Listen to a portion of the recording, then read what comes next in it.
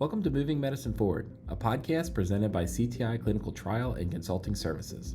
This podcast is centered on advancements in healthcare and elevating individual stories and their expertise.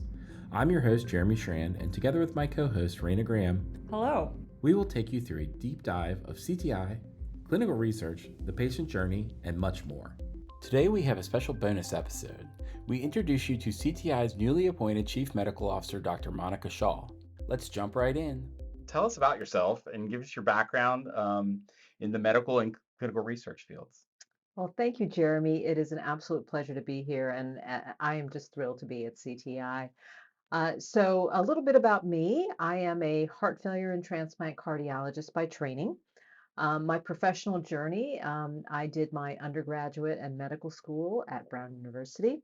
In between there, I did a master's in journalism at Columbia University School of Journalism. It was a really fun year.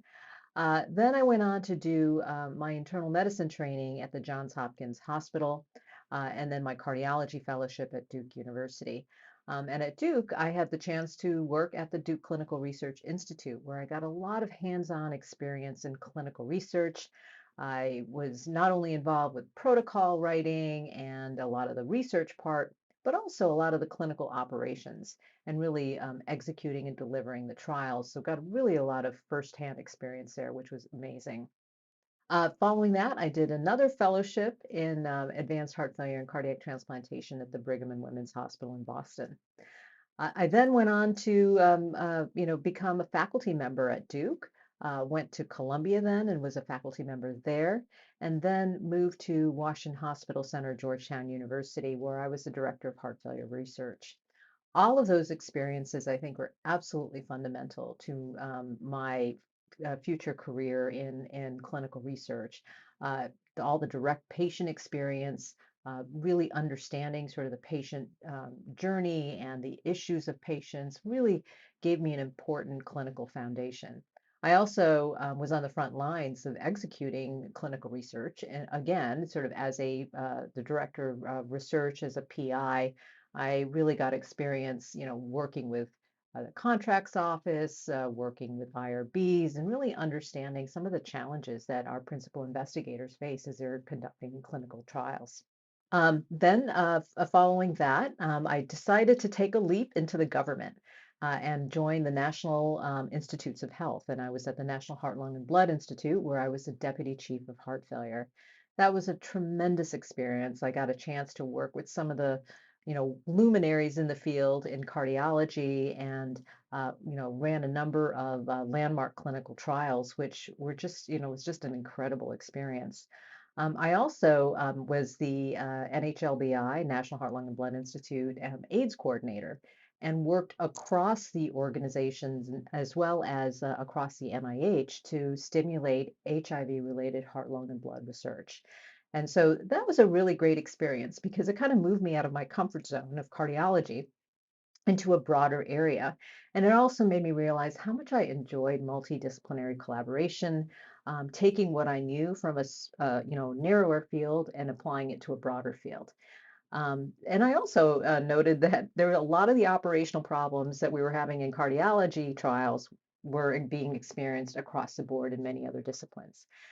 So I took that experience and I said, sort of the next step for me would be a more multidisciplinary platform. So I took a leap to NCATS, which is another institute at the NIH. And there I helped to lead and start a multidisciplinary clinical trials network for all disciplines. And so that was really exciting as well. So kind of looking back at my career at NIH, it was just amazing. Just met incredible people, got incredible science and innovation. But I also felt like, okay, I've done academia, I've done the government now. Now the next kind of area to really learn and explore in is industry. And so I took the leap into industry and joined a CRO, where I got a broad experience to many different therapeutic areas, also many different types of companies, small biotech, large pharma. It was a really wonderful experience. I started as the head of the cardiology program and then went on to lead the cell and gene therapy program and really built the cell and gene therapy program. And that was an incredible experience. Again, very multidisciplinary, very broad-based and across many therapeutic areas, which I absolutely love. I also fell in love with the field of cell and gene therapy and just the innovation and the cutting edge part of that discipline is just so exciting to me. So then an opportunity came for me to bring my passion for cardiology and cell and gene therapy together. And I joined the biotech side and was the program head for an AAV program where we were developing gene therapies for cardiovascular disease. And again, that was an incredible experience. I saw a lot, experienced a lot, and really understood and got the experience from the biotech side of what it means to bring a new asset to market and or drug to market and all the opportunities and challenges associated with that. I miss the world of the CRO though. I really do enjoy this environment. I love the broad-based nature of it. I love the opportunity to kind of look across many different areas. I also love the opportunity, to the opportunity to be a chief medical officer and really bring together teams and build programs. That's one of my passions. So when I had the opportunity to talk to Tim Schroeder and just get to know him, I just realized like this is a great combination of science, innovation, great people, great culture, and just wonderful work. So I was super excited to join CTI and again, took another leap. Right. What a great background. You have all this experience across multiple areas and backgrounds. What is your immediate priority as you come in as the chief medical officer? What are you looking forward to in this role and helping CTI grow? Oh, well, thank you for that question. For me, I think the most important part of a new person coming into an organization is to listen and to really understand and to kind of really seek to know where the organization is and what the goals are, and then begin to really build a vision and a program. So I'm kind of sort am in that listening phase right now. But there are a couple of values that I hold very dear and are really important to me. And that is multidisciplinary collaboration. I'm absolutely passionate about that. I think it's really important to bring together groups, to be inclusive, to really understand perspectives from different disciplines, because that's the nature of clinical research. We really succeed when we are absolutely leveraging all the talent at the table. So that is a real passion for me, and that is definitely part of my vision as we move forward. How would you describe your leadership style? And how are you going to use that leadership style to drive innovation at CTI? Oh, thanks. That's a great question. So I would say that my leadership style is I love innovation. I love focusing on results. I love, moving things forward. I'm very patient oriented and patient centered. So I think all of that is really important to me. So growth and innovation and science and patience are really important to me.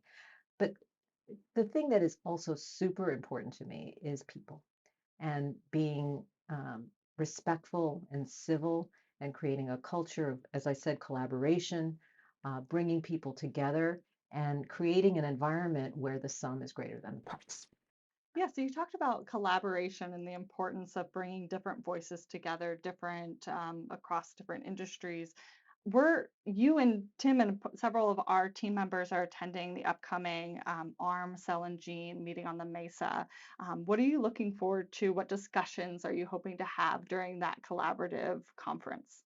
Well, thank you. Yeah, so that's such a great meeting. You really get to meet the luminaries in the field of cell and gene therapy, all the leaders of different companies that are developing these super innovative products. So I think, or and therapies. I think that's so exciting. It's also a meeting where it's small enough where you actually get to talk to people and sit down and have a conversation with you know, leaders in those organizations. So I think that's what I'm really looking forward to. I also have an opportunity to present about Yes. cardiovascular gene therapy at the meeting, and To me, that's an area that I'm very passionate about, and I'm really excited to share all, the lessons that I have really learned from my experiences across many different organizations. Yeah, and that's part of the Science Slam, correct? So you'll have a bunch of industry leaders discussing different topics, correct? That's right. Yeah, awesome. What are some of the key topics and challenges that we're facing right now? What do you think will be the main key topics discussed at Meeting on the Mesa and kind of in the industry as a whole? For cell and gene therapy, these are super innovative products. And I think in many ways we are almost breaking the paradigms for drug development and clinical development. So I think there's a lot of areas in cell and gene therapy that are focused on innovation right now, from the very beginning with CMC and manufacturing to regulations and regulatory to the trial designs that are needed and are sufficient for rare disease populations, which are often sort of the target populations for gene therapy. So the ideal um, study designs, I think that's really a very important area. Endpoints, as we move gene therapies into different therapeutic areas, how do we use surrogate endpoints? How do we think about, for example, in cardiovascular disease, we're very used to using more, death and hospitalization as your endpoints. And we have 3,000, 4,000 patient studies. Well, that's not going to be feasible for many rare cardiovascular diseases. So, how do we think about that differently? I think that's a huge area of innovation.